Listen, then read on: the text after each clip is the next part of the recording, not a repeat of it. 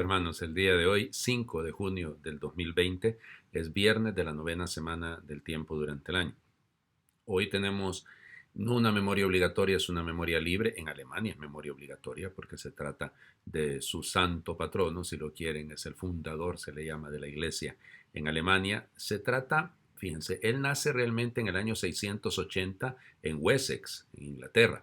Se hace monje, llega a ser, se cuenta que era un genio en el tema de la formación, de la educación, manejaba la escuela en el monasterio, va a Roma como peregrino realmente y el Papa, viéndolo a él, viendo sus cualidades y además porque él había hecho un voto de evangelizar entre los paganos, el Papa lo envía con poderes plenos a que evangelice los herejes, que evangelice los paganos. Se va para Alemania, al otro lado del Rin, y el trabajo extraordinario que ha hecho, al punto que el Papa lo nombró obispo, luego lo nombra arzobispo, lo nombra delegado suyo. O sea, se trata, y fíjense, le dio un poder, vamos, extraordinario, porque le dio la posibilidad de que él pudiese fundar la diócesis que él quisiera, donde él considerara que debían haber.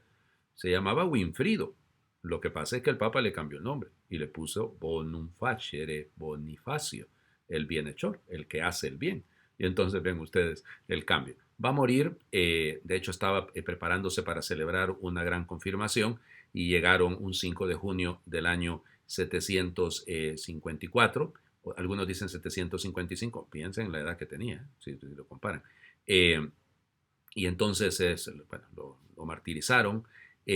A veces se le representa con un hacha, ya porque resulta ser que una de las cosas que él hizo en esa época en el centro de Alemania había una veneración a los árboles y entonces él talaba los árboles y fíjense lo que de hecho de él se origina muy probablemente la tradición del árbol de Navidad, o sea, darle un sentido distinto de adoración a un árbol como tal y más bien que sirva como cobijo del niño, aunque todavía la idea del pesebre va a ser muy posterior porque es de San Francisco de Asís. Está enterrado en Fulda, en un monasterio que él fundó. Los obispos de Alemania se reúnen al menos una vez al año ahí, porque es su santo patrón. Hay que pedirle a San Bonifacio que nos ayude a nosotros también a seguir haciendo el bien. Bueno, vamos a las lecturas del día de hoy. Como siempre, en estos días estamos leyendo la segunda carta del apóstol San Pablo a Timoteo. Hoy leemos el capítulo 3, versículos del 10 al 17. Querido hermano, tú has seguido de cerca mis enseñanzas y mi modo de vivir, mis planes, mi fe, mi paciencia, mi amor fraterno, mi constancia, mis persecuciones y sufrimientos, como los soporté en Antioquía, en Iconio y en Listra. Qué duras persecuciones tuve que sufrir, pero de todas me libró el Señor. Todos los que quieran vivir como buenos cristianos también serán perseguidos. Por su parte, los malos y perversos irán de mal en peor, engañando a otros y engañándose a sí mismos. Tú, en cambio, permanece firme en lo que has aprendido y se te ha confiado, pues bien sabes de quiénes lo aprendiste y desde tu infancia estás familiarizado con la Sagrada Escritura, la cual puede darte la sabiduría que por la fe en Cristo Jesús conduce a la salvación. Toma la Sagrada Escritura. Toda la Sagrada Escritura está inspirada por Dios y es útil para enseñar, para reprender, para corregir y para educar en la virtud, a fin de que el hombre de Dios sea perfecto y esté enteramente preparado para toda obra buena. Palabra de Dios. Te alabamos, Señor. Bueno, empecemos. Pablo hace un recuento, pone a Timoteo de testigo, él ha sido compañero suyo, su hijo querido, aquí lo llama hermano, ¿no? Al menos al inicio del texto le dice querido hermano, pero correcto sería querido hijo, porque era como Pablo le trataba. Pero vean ustedes lo que dice Pablo, todas las persecuciones que ha sufrido, hace, insisto, una síntesis de todo lo que le ha pasado en Antioquía, en Iconio, en Listra, perfecto. Pero dice, de todas me libre el Señor. Y lo que le pide a Timoteo, segundo elemento, si ustedes lo ven, es que, hombre, esto es lo que le corresponde a un cristiano. Realmente todo cristiano, todo buen cristiano, será perseguido. Oiga, yo por eso no entiendo cuando le quitan el valor de la cruz al Evangelio. Hablan de Cristo, bueno, a veces ni siquiera hablan de Cristo. Hay algunos que solo pasan hablando del Antiguo Testamento, ¿se han fijado? Y no, pues, o sea, es decir, hablar de la cruz es lo propio de un cristiano. Estamos cargando una cruz bien pesada en estos días. Bueno, pero ahí debe estar centrada nuestra fe, porque si no, al primer vientecito vamos a tambalearnos. Y por eso Pablo nos remite al valor de las Sagradas Escrituras. Recuerden que aquí Pablo está hablando de las Sagradas Escrituras como el Antiguo Testamento y la traducción alejandrina, la de la versión de los 70. Claro, por eso les digo, solo que Pablo utilizaba, y eso le digo claramente, el Antiguo Testamento y de ahí partía para hablar del Evangelio de Cristo. Lindo lo que hacemos nosotros normalmente, ¿no? Es partir del Antiguo Testamento, ver allá tipos, modelos de lo que luego va a ocurrir en el Nuevo Testamento. Eso es legítimo. Ahora, quedarse en el Antiguo Testamento, eso sí ya no sería lo correcto. Pablo sabía muy bien y le enseñó a Timoteo a vivir de esa manera. Toda Sagrada Escritura está inspirada por Dios. Por Dios es útil para enseñar, reprender, corregir y educar. Óigame, sí, dígame si no es eso, para eso debe ser la Sagrada Escritura. Vuelvo a repetirlo. Para enseñar, para reprender, para corregir, para educar. Bueno, ahí vean ustedes cómo la estaremos usando. Vamos al Evangelio. El Evangelio de hoy es Marcos capítulo 12, versículos del 35 al 37.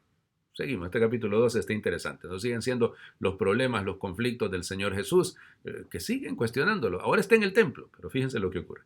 Un día, mientras enseñaba en el templo, Jesús preguntó, ¿cómo pueden decir los escribas que el Mesías es hijo de David? El mismo David, inspirado por el Espíritu Santo, ha declarado, dijo el Señor a mi Señor, siéntate a mi derecha y yo haré de tus enemigos el estrado donde pongas los pies.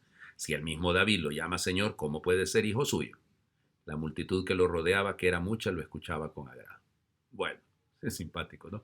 Jesús está superando la mentalidad del mundo judío hasta ese momento. Y claro, él es hijo de David por descendencia, pero es mucho más que David. ¿Por qué? Por su encarnación, siendo él el verbo, está por encima de cualquier mentalidad de este mundo reducida, pensando en esa continuidad. Ahora, hay un elemento detrás de todo este texto que a mí me gusta siempre subrayar. ¿Cómo puede decir a su hijo, siéntate a mi derecha y haré de tus enemigos estrado de mis pies? Sobre esto volverá más adelante Pablo, la carta a los Hebreos también. ¿Qué significa esto de poner? Porque nosotros poner a los pies significa humillar, ¿no? O sea, aplastar. Estoy pensando, se me vino a la mente rápidamente el caso, y vuelvo sobre esto, porque hay tanto revuelo con este tema, ¿no? De la discriminación que se está viviendo en Estados Unidos, la lucha en contra de la discriminación que se vive en Estados Unidos. Pero en todas partes, entre nosotros, hay quien pone bajo los pies porque humilla, porque no valora a todo mundo. Aquí realmente es una situación de discriminación total cuando vemos lo que estamos viviendo producto de la pandemia. Realmente peligroso esto, ¿no? Y humillación tras humillación. Pero en este caso, no es poner a los pies en ese sentido, sino que los que debemos colocarnos a los pies, no es que Él nos va a humillar, no es que nosotros tenemos que ponernos a sus pies, de rodillas delante de Dios, de rodillas, doblando rodillas. Quiero invitarles a hacer esta oración, ya les digo que me estoy queriendo basar en lo que está en la página de Rezando Voy. Habla del sábado, pero claro, ustedes dirán, pero no hablo del sábado del texto. Escuchen lo que dice. Es una oración muy linda, brevísima, pero muy linda. El Señor de mis sábados, de mis espigas, de mis leyes, el Señor de mis caminos, de mis padres, de mis pobres, el Señor de mis amigos, el Señor de mis dominios, de mis eras, de mis rentas y castillos. Sé tú, el Señor de mis deseos, de mi vida, de mi sangre. Y sé tú, Señor de mi destino. Amén. Por esto me gustó. Señor de mi destino. Lo que Dios quiera. En sus manos estamos. Viva, claro, prudentes, ¿eh? No es que haz lo que Dios quiera y usted imprudente. Nada de eso. Eso sería ilógico. Prudencia. Mucha responsabilidad en lo que estamos viviendo. Que Dios le bendiga.